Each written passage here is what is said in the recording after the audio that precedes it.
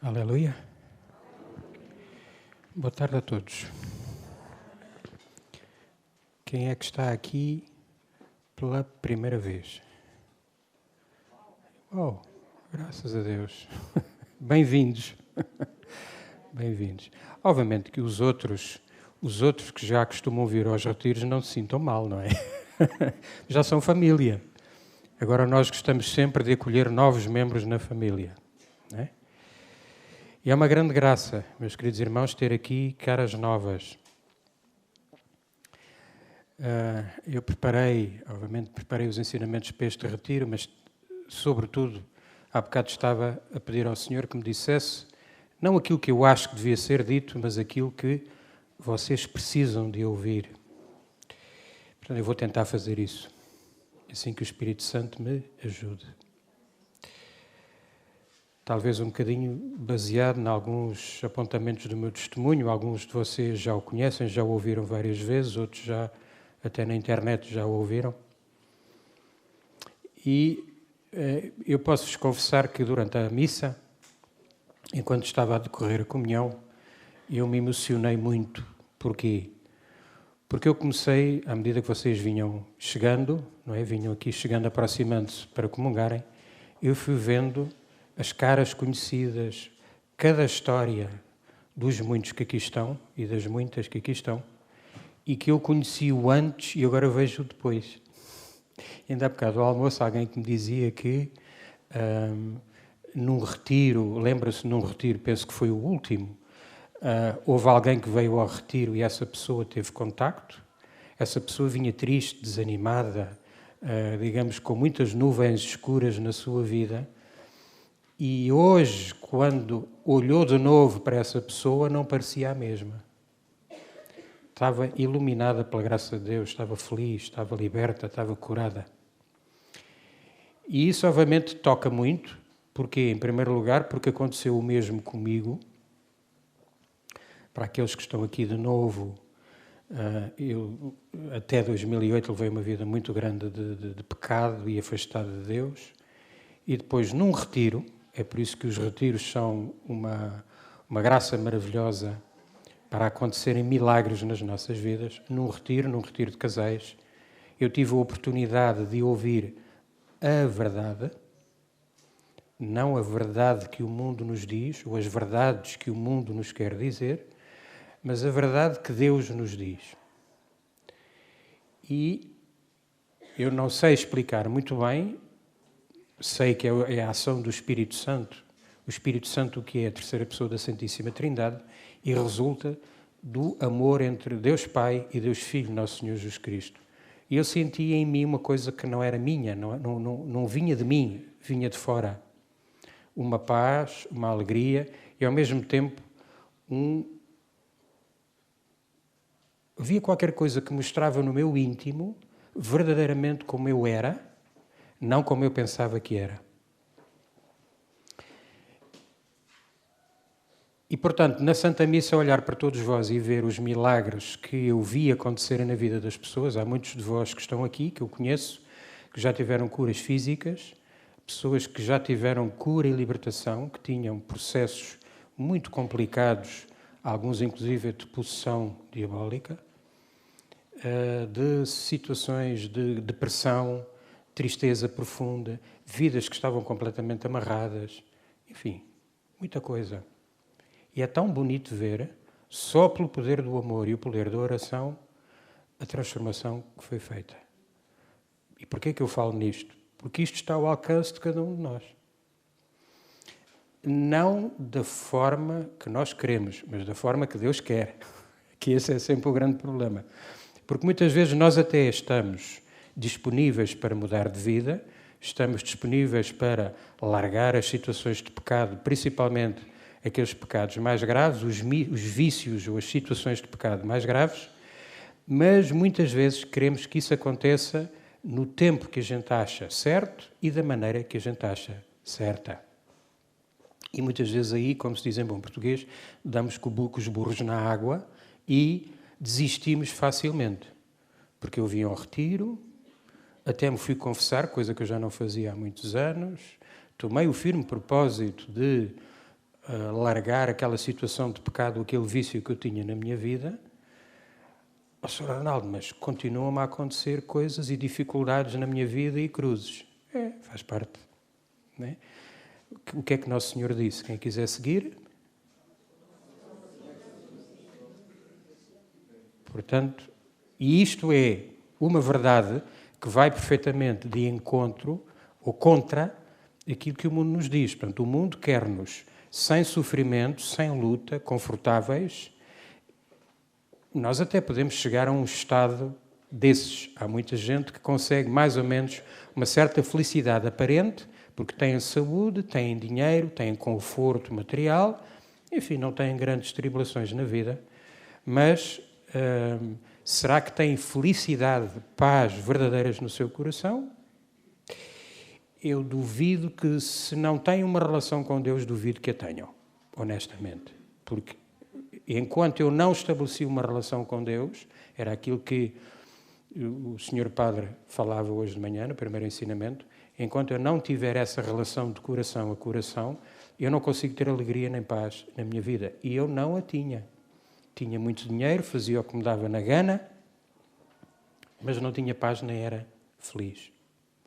Depois, outra coisa que eu vejo frequentemente é que nós nos centramos muito no eu. Eu. Eu sofro, fazem-me mal, as pessoas têm muita inveja de mim, eu estou cansado de sofrer, e centram-se muito nisso. E não veem que, obviamente vejam, eu não gosto de sofrer, ninguém gosta. Não julguem que eu tenho uma vontade especial de ser mártir. Não tenho.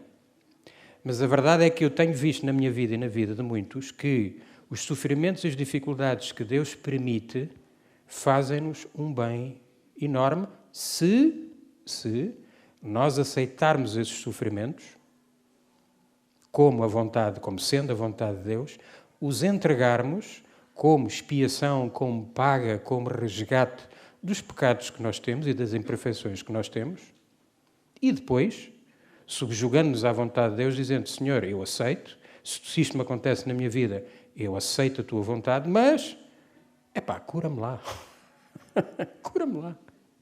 Já agora, não é? Porque isso é legítimo. Aliás, a Bíblia está cheia desses exemplos. Pedi e ser-vos-á dado. Batei e abrir-se-vos-á. Portanto, agora a questão é que eu vejo muitas pessoas que, empreendendo um caminho de conversão e de mudança de vida, como não veem resultados nas 2 primeiras semanas, dizem: afinal isto não é assim, não resulta, não funciona, Deus esqueceu-se de mim e, portanto, não vale a pena. E as batalhas espirituais e os milagres ao céu arrancam-se com perseverança, sem desistir. Nunca desistam. Nunca desistam. Se vocês não desistirem, garanto que vão ver resultados. Sr. Arnaldo, mas eu já rezo para a conversão do meu filho há 20 anos e ele cada vez parece estar pior. Não desista, minha irmã. Não desista. O Padre Bart Sousa Lara dá esse exemplo. Ele rezou 15 anos pela conversão de um familiar. Eu conheço a história e conheço o familiar. Sei quem é o familiar. E essa pessoa está verdadeiramente convertida. Então, valeu ou não valeu a pena esses 15 anos? Valeu. Valeu.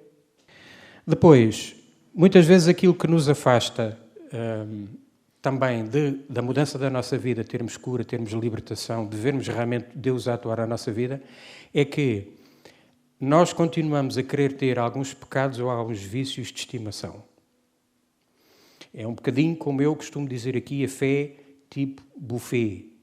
Eu reconheço que existem os mandamentos, cumpro os mandamentos, mas há aqui uma coisinha na igreja, aqui uma coisinha que a igreja me pede ou que diz que eu devo fazer, que eu não concordo. E não concordo, não faço. Ora bem, isso é um bocadinho como pôr areia numa engrenagem. Quem sabe como é que uma engrenagem funciona, se vocês puserem areia, aquilo deixa de funcionar em condições. Portanto, eu tenho que aceitar as condições que Deus me dá. Eu tenho que aceitar os mandamentos que Deus me dá. Porquê? Porque Ele é que sabe, não sou eu. E muitas vezes as pessoas, de uma forma muito, eu diria às vezes até quase teimosa, não querem. Eu dou-vos um exemplo muito concreto, meus queridos irmãos, e que eu vejo transversalmente nos casos que acompanho. A questão dos casamentos. Há pessoas que vivem, se há aqui alguém que esteja nessa situação, eu peço que me perdoe por aquilo que eu vou dizer, mas eu vou-vos dizer a verdade que salva. Não vos criticando, nem vos julgando, mas as coisas são como são. Hoje em dia, a praga dos divórcios é uma verdadeira praga, uma verdadeira pandemia, que está a destruir as pessoas, está a destruir os filhos e está a destruir a sociedade. E há muitas pessoas que, por exemplo, casaram na igreja, separaram-se e depois acabam por ir viver com outra pessoa. Portanto, estão juntas. Ou mesmo outras pessoas que nunca tiveram um casamento pela igreja, mas que vivem juntas. E algumas, inclusive, até tendo hipótese de se casar pela igreja, não o querem fazer. É assim, a mim o que me custa é que eu vejo as graças que são concedidas àqueles que amam a Deus e cumprem os seus mandamentos. Meus queridos irmãos, vale a pena. Vale a pena. Se eu for obstinado e teimoso e disser o cá para mim aquilo que eu acho, eu posso até ter uma momentânea felicidade aparente. Porquê? Porque, pronto, a vida corre como eu acho que deve ser, a vida corre de acordo com aquilo que eu gosto, mas mais tarde ou mais cedo vos garanto que vão ter dissabores, vão ter dificuldades na vossa vida e, sobretudo, dificilmente terão paz no vosso coração.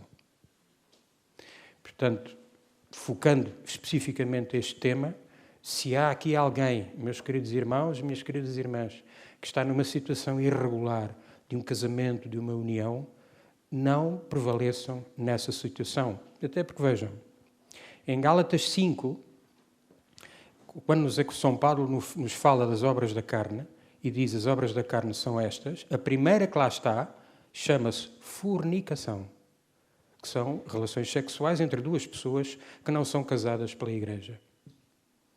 É curioso que seja o primeiro pecado que está lá mencionado. E no fim daquela lista, que é extensa, diz assim: os que praticarem tais coisas não herdarão o reino de Deus. E a questão que eu vos coloco, seja para isto especificamente, seja para outros pecados e outros vícios, por exemplo, o vício do álcool, há pessoas que se entregam ao vício do álcool, às vezes até de uma maneira que nem se apercebem muito bem, consideram que, enfim, beberem determinadas quantidades de álcool é uma coisa normal, mas beber álcool em si, beber um copo de vinho, não é mau. O problema é quando se torna um vício. E o vício o que é que faz? No vício, e quem sabe do meu testemunho sabe que eu sou doutorado catedrático em vício. Sei as formas todas, porque já lá andei. Não é? Vários vícios. E o vício escraviza. Porque começa por ser um prazer, obviamente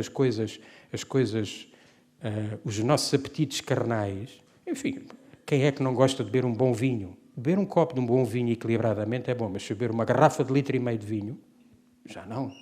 Quem gosta de doce, de uma boa sobremesa, mas se eu comer um pudim inteiro, é um desequilíbrio, é uma desordem. E os vícios escravizam-nos.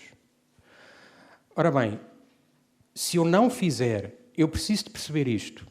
Tenho que voltar um bocadinho atrás.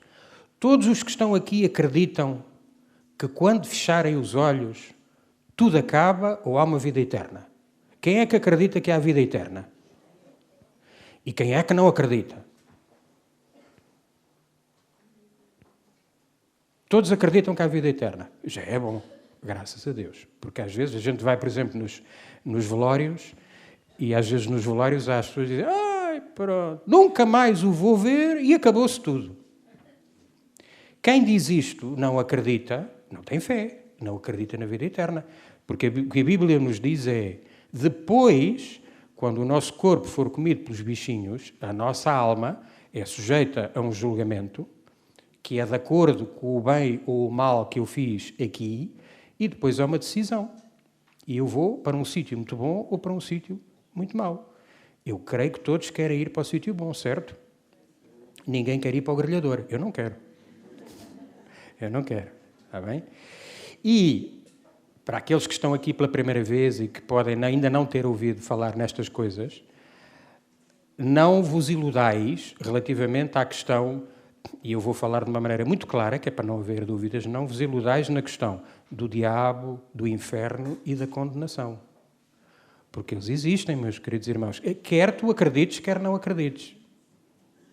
E como eu costumo dizer, seria muito triste que no dia do teu julgamento, quando tu não acreditaste naquilo que te foi dito e na oportunidade que Deus te deu, e vires a tua vida à frente e ser-te dito pela tua conduta e porque não te arrependeste e não te confessaste, tens a condenação eterna e dizes assim, afinal o Arnaldo tinha razão. Mas agora já é tarde. Agora já é tarde.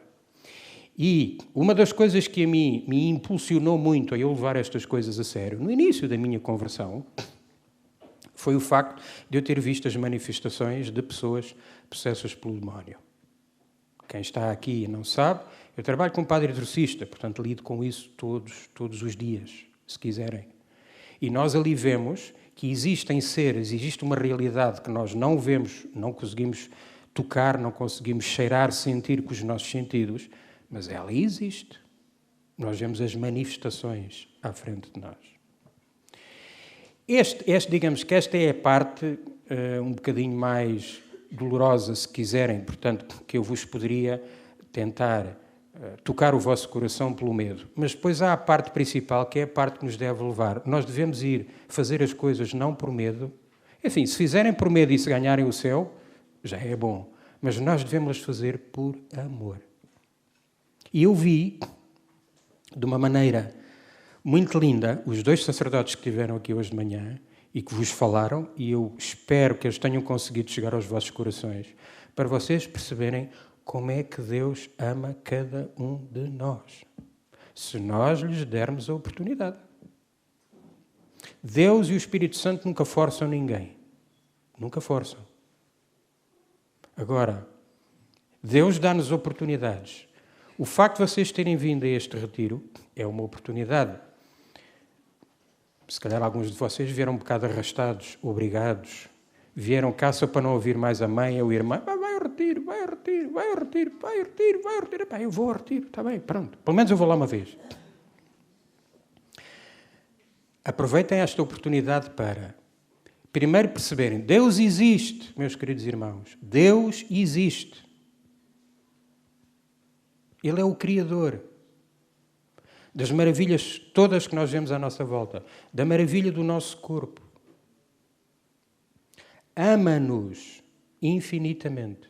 O Sr. Padre disse, de uma maneira linda, Deus nunca desiste de cada um de nós. Nunca. No meu caso, não desistiu de mim, vejam. Eu vou dizer um bocadinho para aqueles que ainda não ouviram o meu testemunho. Ponham lá os braços outra vez. Quem é que está cá para a primeira vez? São muitos, meus queridos irmãos. Então é assim. Este menino que vocês veem aqui à vossa frente, até o ano 2008, levava uma vida de prostitutas, pornografia, masturbação, adultério, completamente afastado de Deus, com ataques de ira, completamente centrado nele próprio e entregue aos prazeres do mundo, ao dinheiro, ao poder. Era isso que me interessava. Acham que eu era feliz? Não. Tinha um vazio no meu coração, um vazio enorme no meu coração. E andava à procura de preencher esse vazio nos amores, entre aspas, e nas relações do mundo. Nunca consegui preencher o meu coração do vazio que eu sentia, nunca.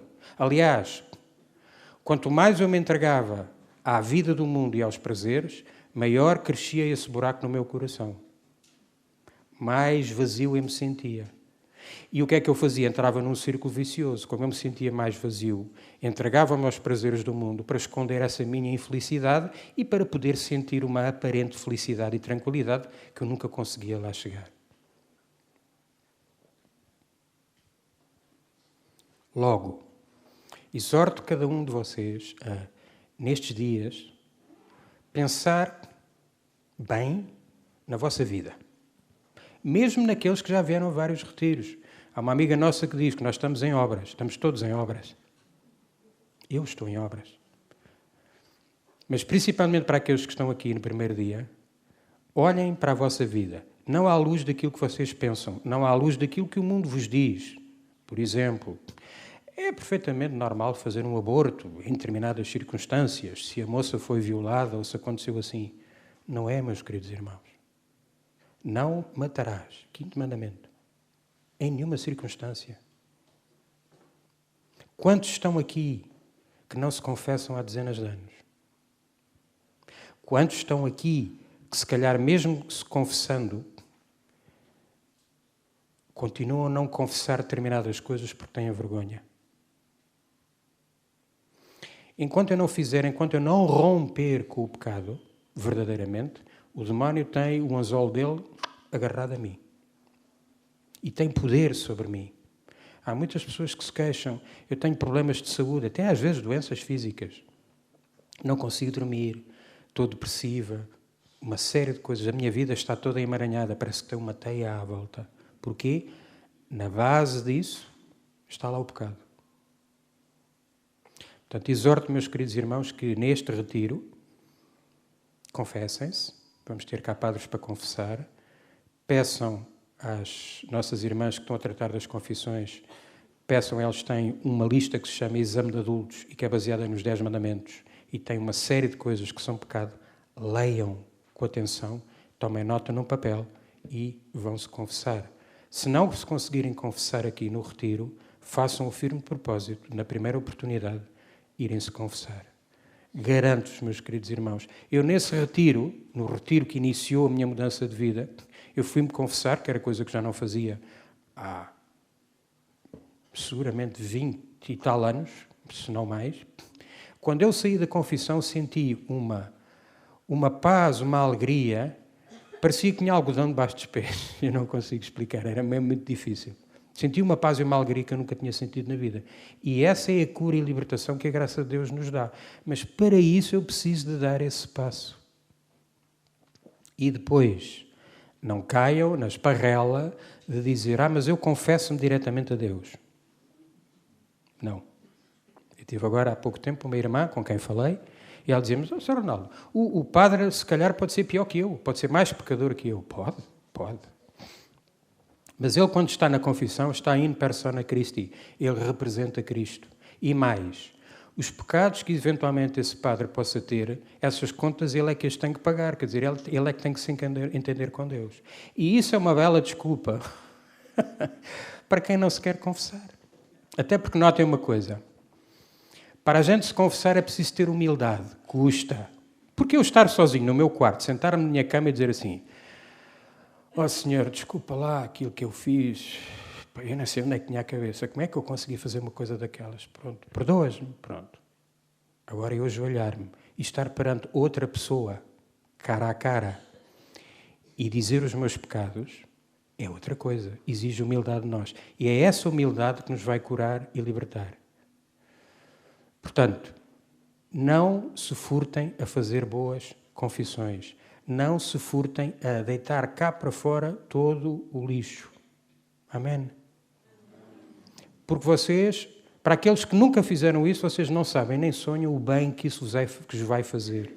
Quer na vossa alegria, na vossa paz e na vossa vida espiritual, a vós e aos vossos. Porque se vocês estiverem em estado de graça, esse estado de graça vai alastrar na vossa casa, vai alastrar à vossa volta, vai atrair bênçãos do céu sobre vocês e sobre os vossos.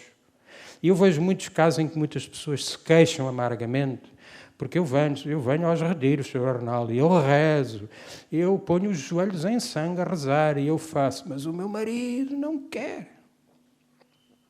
E eu tenho que dizer, o problema da tua vida não é o teu marido, nem a tua mulher. Se queres mudar as coisas, se queres mudar o mundo, começa por ti.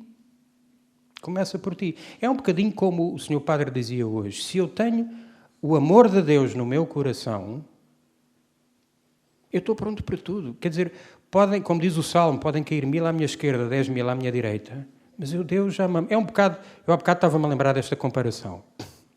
Eu penso que aqui, digamos, a maioria já namorou, ou já esteve apaixonado ou apaixonada, certo? Eu diria que a maioria sim. Quando nós estamos apaixonados, pode acontecer tudo e mais alguma coisa que eu tenho no meu coração e eu penso assim, mas ele ama-me. Ele ama-me. Ele ama-me. Eu sei que ele gosta de mim. E esse amor que eu sei que alguém tem por mim, dá-me uma força para eu enfrentar as contrariedades. Eu vou no trânsito e bater-me no carro. Epá, que chatice, e está a chover e está frio.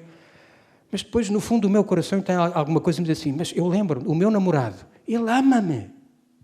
Ele ama-me. E esse amor vem curar muita coisa, vem-me dar força para ir contra as contrariedades.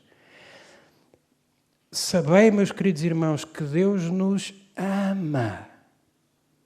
Quem ler o que São João escreveu, a definição que ele diz, Deus é amor. Ele enviou-nos o seu Filho. Jesus Cristo não é uma fábula, meus queridos irmãos. Jesus Cristo é um facto, além de ser um facto histórico, perfeitamente documentado, temos 2000 anos de história da Igreja Católica, com todos os santos, com todos os mártires, com todos os milagres, com todas as manifestações do céu, santos que levitavam. Sabiam? Havia um santo que os confrades tinham que lhe pôr uma cordazinha, uma guita na perna para o puxarem para baixo. Está documentado, eles levitavam. Corpos incorruptos, santos que ainda hoje os seus corpos não tiveram a corrupção. Milagres eucarísticos. Deus existe, não é uma fábula. Não comprem aquilo que o mundo vos quer dizer que eu acredito naquilo que a ciência prova e naquilo que eu vejo. Não acreditem, meus queridos irmãos. Porque quem acredita nisso e se afasta de Deus, mais tarde ou mais cedo, vai ter muita amargura desnecessária. A nossa vida pode ser nós, se quisermos, podemos ter um pedacinho do céu aqui na terra. Eu tenho um pedacinho do céu aqui na terra, vos garanto. Vos garanto. Eu tenho uma alegria e uma paz e uma genica dentro de mim, que não é minha e eu não tinha. Eu tenho uma confiança na providência divina. Eu todos os dias eu olho para o céu, eu anseio em ir para o céu. Obviamente, não estou a desejar morrer, eu gosto muito de viver. Mas se um dia o Senhor entender me chamar, eu vou com toda a alegria, porque eu quero ir para o céu. E muitas vezes nós, até católicos, esquecemos um pouco disto. Lembrem-se, Deus ama-te, Deus está à tua espera no céu. Vale a pena fazeres o sacrifício de esmagares a tua vontade. A maior luta que nós temos não é contra os outros. A primeira e grande luta que nós temos é contra nós próprios. É contra ti próprio. Esmaga o teu eu, o que eu quero, o eu primeiro, aquilo que eu penso. Aquilo que me é agradável. Quando tu começares a fazer isso, quando tu começares a pensar primeiro no bem dos outros, mesmo que escarneçam de ti, mesmo que percas a causa em tribunal, mesmo que sofras injustiças, quando começares a fazer isso, te garanto que à frente vão acontecer coisas na tua vida que tu nunca imaginaste. Amém? Agora, não basta ficarmos pelas intenções. Não vale a pena eu vir ao retiro, ouvir estas palavras e, ora bem, este retiro é maior que os outros, portanto vai acabar na terça. Na quarta-feira, quando eu for para casa, continuar tudo na mesma. Não vale a pena. O que é que eu tenho que fazer? Exemplos muito concretos. Por exemplo, na vida de casado. Quem é que é casado aqui? Sabem que é uma das melhores formas de santificação? Sabiam ou não? Sabem? É. Eu acho que houve um santo que disse, queres ser santo, casa-te. Queres ser santo, casa-te. E, obviamente, no dia do casamento, quando a gente vai lá no casamento, a gente não vai com isso no pensamento, não é? Não, eu caso-me para ser que esse não é mau. Eu devo-me casar para ser feliz. Mas a premissa que deve estar por cima disto é eu caso-me para fazer a minha mulher feliz. E ao fazer a minha mulher feliz, aí eu vou encontrar a felicidade. Porquê? Era aquilo que o Sr. Padre explicava hoje. Se o meu amor e aquilo que eu faço não tiver como base Deus, a obra, toda a obra que não tem Deus na base, mais tarde ou mais cedo, cai por terra. Repito, a obra que não tem Deus na base, mais tarde ou mais cedo, cai por terra. Garanto-vos. Portanto, se eu parto para um casamento, eu dou o exemplo do casamento, mas dá para tudo. Um curso, seja o que for, um namoro. Se não tiver Deus na base, mais tarde ou mais cedo vai ruir. Portanto, voltando aos casamentos. Eu, na quarta-feira, quando chegar a casa, o que é que eu tenho que fazer? Aqueles defeitos que me irritam solenemente no meu marido, na minha mulher, e que eu já não posso, em vez de eu reagir, em vez de eu querer atirar com a minha verdade, e digo aos meus queridos, eu não sou padre, sou casado, portanto já estou bem a caminho da santidade. Onde é que está a Claudina? Não está cá. Aqueles defeitos que a gente vê na outra pessoa e que a gente tem que conviver todos os dias e que nós muitas vezes temos a tendência para nos concentrar nisso precisamente, é que a gente já nem vê mais nada. A gente olha para o nosso querido maridinho ou para a nossa querida mulher e a gente só vê aquele defeito. Lá vem ela, lá vem ele. E já nem conseguimos ver o resto bom. Porque se nós formos honestos, vamos ver que o meu marido, e quando digo o meu marido, a minha mulher, o meu pai, o meu colega de trabalho, o meu namorado, o que seja, é tudo mau. Não é. Até muitas vezes, se nós formos honestos e dermos uns passinhos atrás, iluminados pelo Espírito Santo, vamos ver assim, não, ele realmente é chato, de vez em quando tira-me do sério, epá, mas faz isto e isto e isto, e já me fez isto, e já provou que gosta de mim através disto e disto e disto e disto e disto.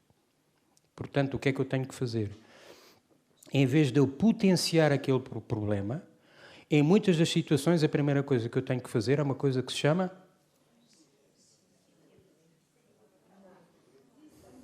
São Tiago diz que o membro como a gente peca mais é a língua. Sabiam?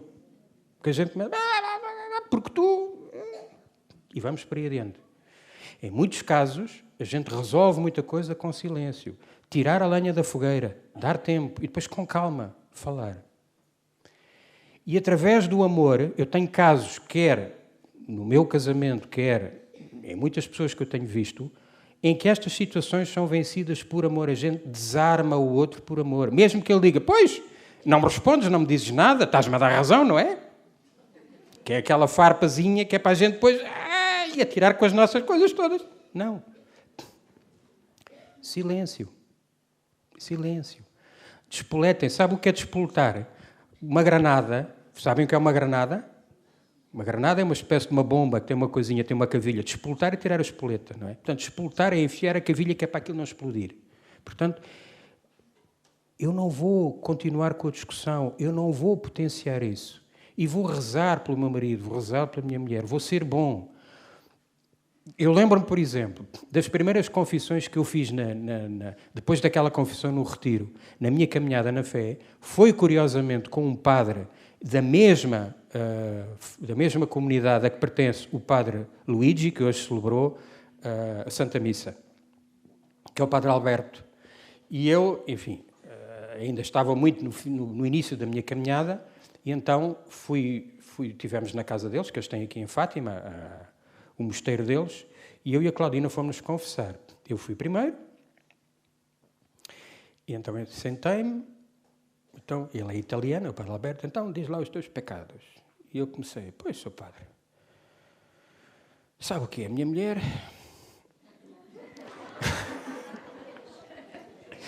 e comecei a desfilar as minhas agruras todas que eu tinha contra a minha mulher.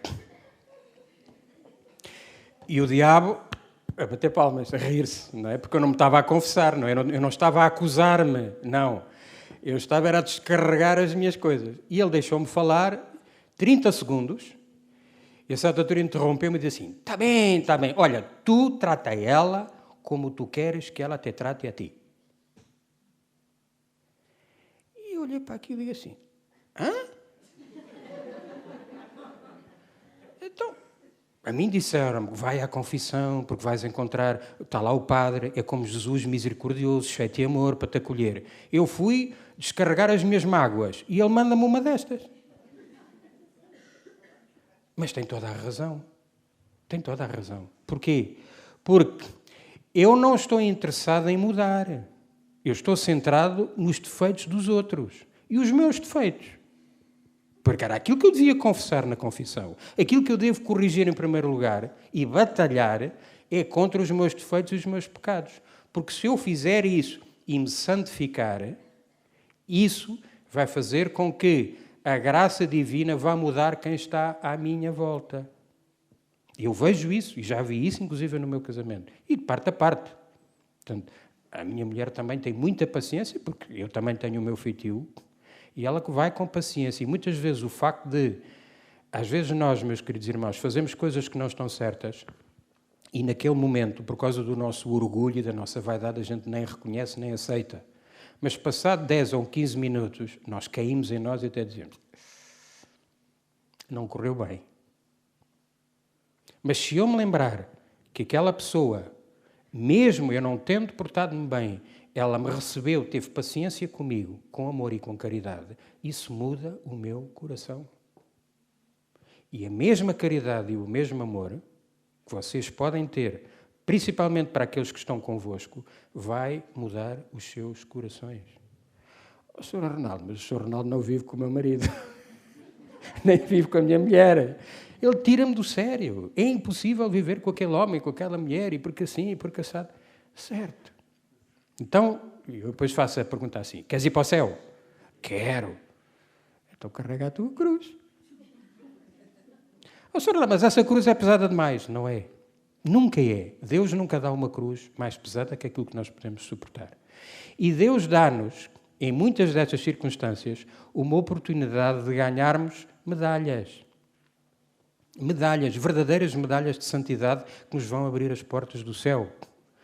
Uma vez no Brasil, em janeiro do ano passado, eu estive lá num retiro e falei com várias irmãs que pediram conselho e pediram que eu rezasse por elas, e a maioria dos casos tinha a ver com os casamentos, com os matrimónios. E eu disse a várias, olhe, minha querida irmã, olhe para o seu marido como o seu bilhete de avião para entrar no céu. E elas, coitadinhas, olhavam para mim, o meu marido? Até o meu marido que bebe cachaça no boteco, até às tantas, e que anda com esta e com aquela, e que faz assim, ele é que é o meu bilhete para o céu. É. Porque vejam, todos nós somos chamados a ser santos. Se vocês, eu vou-vos dizer uma coisa, às vezes a minha mulher vê filmes de santos, por acaso no YouTube, tem muitos bons filmes sobre a vida dos santos. E eu nem sempre posso estar a ver, às vezes estou no escritório a ver os e-mails ou a fazer outras coisas, e de vez em quando eu só ouço assim, e gritos e coisas e tal, aquilo é só sofrimento, é só tribulação. Eu digo assim, já estás a ver outra vez uma vida de um santo, não é?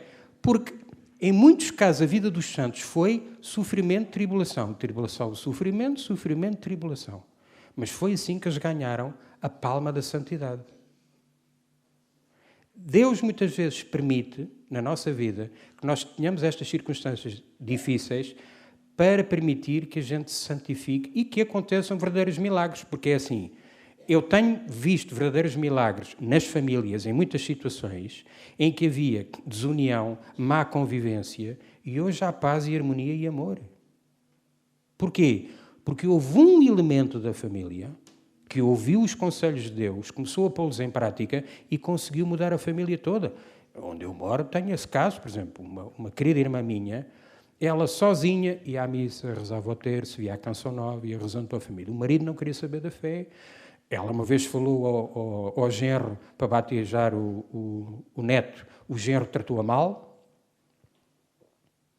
O genro, neste momento, pertence à comunidade, a esta comunidade do Padre Luigi, e é ministro da comunhão. O marido converteu-se. A filha converteu-se. O neto esteve a estudar para padre. Percebem como é que a coisa funciona? Portanto, aquela mulher, em vez de signar, pois, o meu marido, e eu porque o meu filho... Não. Ela agarrou na arma, agarrou no terço, amou, continuou a amar toda a sua família, continuou com amor e caridade a dizer-lhes a verdade, mas sem enfiar pela goela abaixo. Não vale a pena dar cozida à portuguesa a bebés, que eles engasgam-se. Vale a pena. Não vale a pena. Não vale a pena. Pequeninas doses. Olha, eu amo-te muito. Amo-te muito. Queres vir comigo à missa? Não, não quero. Eu vou. Olha, eu vou rezar por ti. É um dia que eles vão. E essa graça, e esse amor, e essa oração, a água mole em pedra dura, tanto dá até que fure. E aquilo vai andando, vai andando, vai andando, vai andando. E eu já vi isto, tantos casos. Começou por uma mãe de família, uma avó, com fé, com confiança, com esperança, com perseverança, foi rezando, rezando, rezando, rezando, rezando. E conseguiu arrancar ao céu a conversão da família, conseguiu arrancar verdadeiros milagres. Quem é que aqui já ouviu falar no venerável Fulton Sheen? Muito bom, graças a Deus. Um querido sacerdote, bispo americano. Então, algumas coisas que Fulton Sheen disse e que são boas para nós meditarmos nelas. Quanto mais Cristo se aproximar de um coração, mais este se tornará consciente da própria culpa.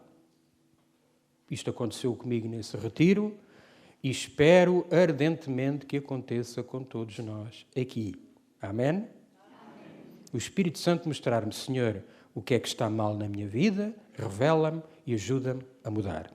E então, ou implorará a sua misericórdia e encontrará a paz, ou ao contrário, voltar-se-á contra ele, pois por não estar ainda disposto a abandonar o pecado.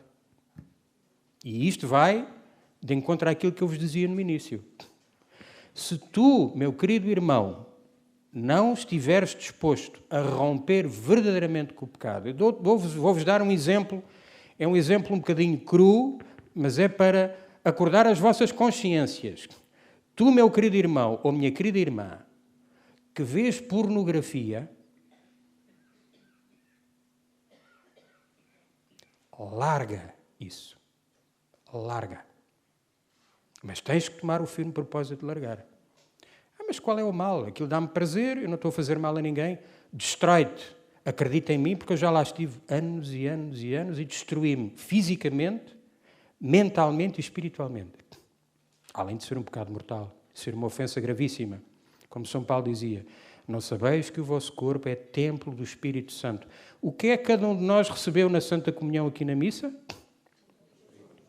Quem? Recebemos Jesus em corpo, sangue, alma e divindade.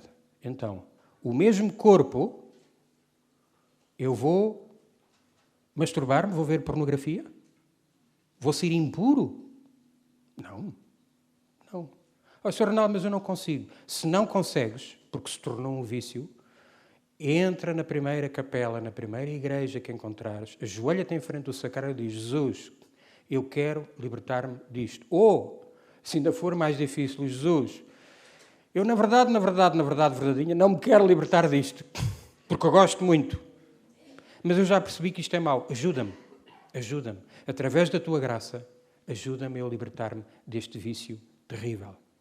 Mas tem que haver uma decisão. Não basta boas intenções, meus queridos irmãos. Porque com boas intenções vamos parar ao inferno. Tem que ser coisas concretas. No momento da tentação eu digo, não quero. Levanto-me e vou-me embora. Não quero. Eu não quero isso para mim. E então tereis paz, cura, libertação e estareis verdadeiramente livres. Conforme disse o Senhor Jesus Cristo, a verdade vos libertará. Amém? A diferença não está no sol, mas apenas no objeto sobre o qual incide. Como a luz do mundo, Cristo traria a alegria aos bons e aos amantes da luz, mas seria como um holofote para esquadrinhar os maus e os que preferissem viver nas trevas. O que é que isto quer dizer? Que se eu fizer um esforço e atos concretos de viver num estado de graça, eu não tenho nada a esconder. Vocês sabem, na minha vida passada de pecado, eu era muito mentiroso. Obviamente, porque quem peca e tem determinados pecados tem que mentir, tem que esconder aquilo que faz. Eu não tinha paz. Hoje eu não tenho nada a esconder. Logo, quando eu me vou deitar, durmo como um bebê. Como um bebê. Tranquilinho. Ponho a cabeça na almofada. Maravilha. Isso não tem preço, meus irmãos. Essa paz, essa alegria, essa tranquilidade não tem preço. E consegue-se através de cumprindo aquilo que Deus amorosamente nos disse como sendo a verdade. A semente é a mesma, mas o solo é diferente. A cada solo será julgado conforme a maneira como reagir à semente. Isto, ao fim e ao cabo, é baseado na parábola do semeador, que eu penso que a maioria de vocês já conhecem, porque já ouviram ela várias vezes na Santa Missa, e como eu sei que todos vós estão sempre muito atentos à Santa Missa e às leituras, e depois meditam bastante e sabem sempre o que é que foi dito, não é? Eu também, às vezes também não me lembro. A vontade salvadora de Cristo é limitada pela reação livre de cada alma em aceitar ou rejeitar. Portanto, o que é que isto quer dizer? Quem é agricultor sabe que se eu quero semear alguma coisa, eu chego a um solo, uma terra que está lá já há uma série de tempo, sem ser mexida, lanço as sementes lá para cima, o que é que acontece? Não dá nada.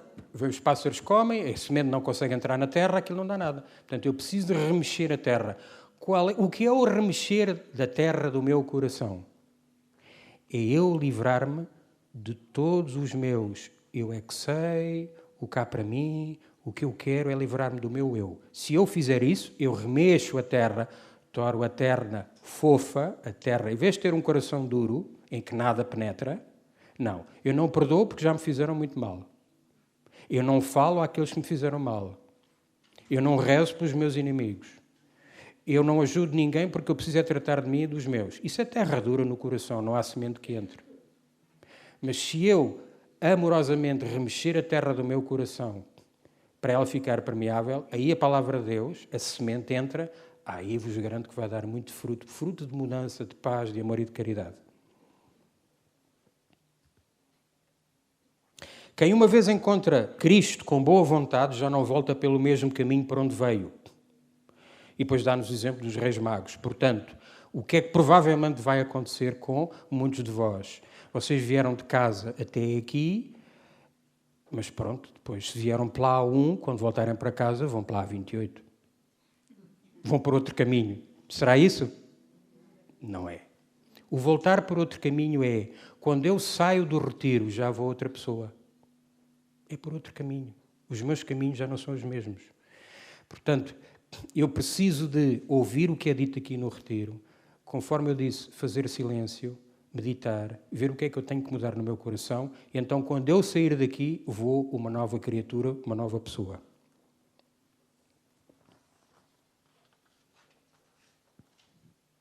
Uma coisa é ser tentado, outra coisa é cair na tentação.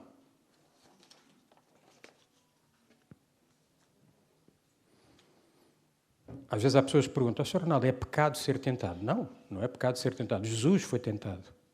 A questão com as tentações é que nós muitas vezes brincamos com as tentações. E São Paulo diz-nos, fugi das ocasiões de pecado. Meu querido irmão, se eu tenho um problema, por exemplo, com o vício do álcool, eu vou comprar bebidas alcoólicas para ter em casa? Não. Se uma família tem alguém que tem problemas com o álcool, vai comprar álcool para ter em casa? Não, por caridade, ninguém bebe. Ninguém bebe. Para ajudar aquele irmão. Se eu, no meu emprego, tenho uma colega que é muito simpática e nós damos-nos muito bem e até parece que a gente já sente ali uma certa química, sendo eu casado, sinto uma certa química com aquela minha colega, e quando eu começo a perceber-me que se calhar ali já anda mais qualquer coisa para lá do que seja uma amizade cristã pura, eu afasto-me. Não, eu sei bem, eu estou seguro na fé, mas vou continuar com aquelas conversas e com aquele... Isso é dar corda à tentação. Isso é dar corda à tentação, e mais tarde ou mais cedo acaba em pecado. Portanto, eu devo usar também o meu intelecto para perceber quais são as situações que eu tenho pecado na minha vida e afastar-me delas, porque nós somos fracos, meus queridos irmãos. Nós somos muito fraquinhos. porque temos as nossas tendências que nos arrastam, muitas vezes não para o que é bom, mas para o que me apetece e que é bom e que me dá prazer. Amém? Façamos esse exercício. Conforme há um nascimento da carne para a vida física, também tem de haver um nascimento espiritual para a vida eterna.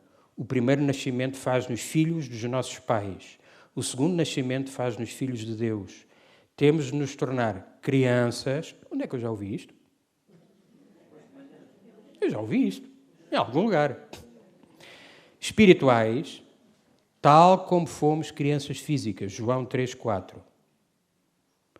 E isto é uma verdade verdadeinha, meus queridos irmãos.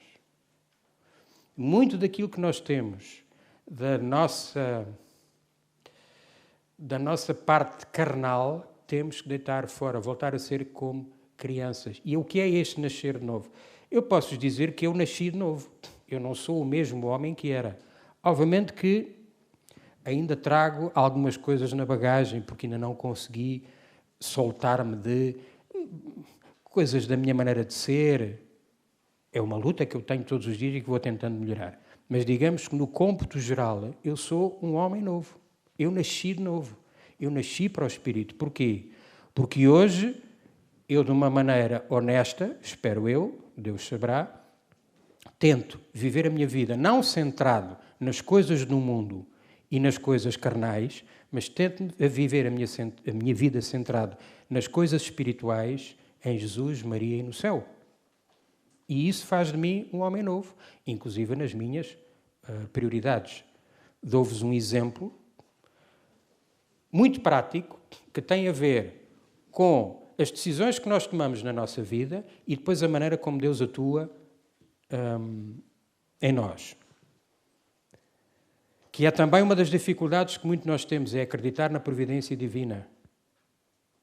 Pôr Deus em primeiro lugar, mesmo que até financeiramente isso seja menos bom para mim. Confiar que Deus nunca desampara os seus. Se eu cumpro aquilo que Deus me pede, o problema já não é meu. Percebem a mecânica da coisa? Se eu cumpro aquilo que Deus... Eu achava que era bom fazer assim.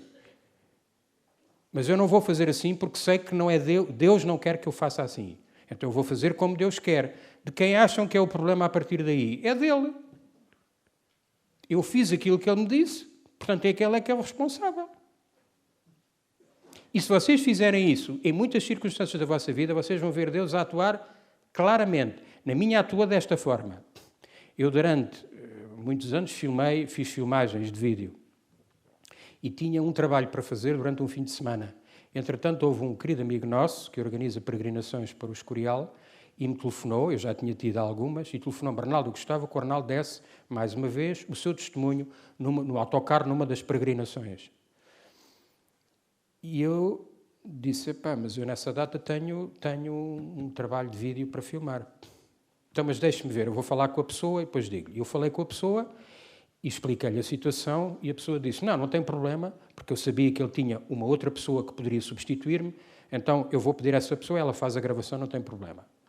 Quando eu falei com a minha querida esposa, ela disse-me: tu és doido, porque quer dizer, Nosso Senhor traz-te trabalho. Esse trabalho, eu ia ganhar com esse trabalho e dava muito jeito para o nosso orçamento familiar para pagar as despesas. Quando eu tenho esse trabalho já garantido e ponho esse trabalho de lado para ir dar o testemunho numa peregrinação, tu és tonto. Eu disse: confia que o Senhor não desampara. Obviamente que eu não tinha certeza nenhuma se alguma vez iria receber o mesmo dinheiro que iria receber se fosse fazer esse trabalho de vídeo. Fui na peregrinação, dei o meu testemunho e na semana seguinte há um amigo nosso que me telefona e diz: Arnaldo, vai haver aí umas paróquias que vai haver 2 missas novas e eles querem que se filme as missas novas dos sacerdotes, querem que filme a festa e tem uma verba para pagar esse trabalho. Estás interessado? Estou. Fui ganhar 3 vezes mais. Deus não se deixa ultrapassar. Deus não se deixa ultrapassar. E eu tenho disto, tantos exemplos. O problema muitas vezes é que, por uma falta de fé, a gente não confia. Se eu confiar, Deus atua. Mas eu tenho que confiar. Como Jesus dizia, homens, neste caso mulheres também, de pouca fé. Temos que ter esta fé. Deus não nos desampara. Amém?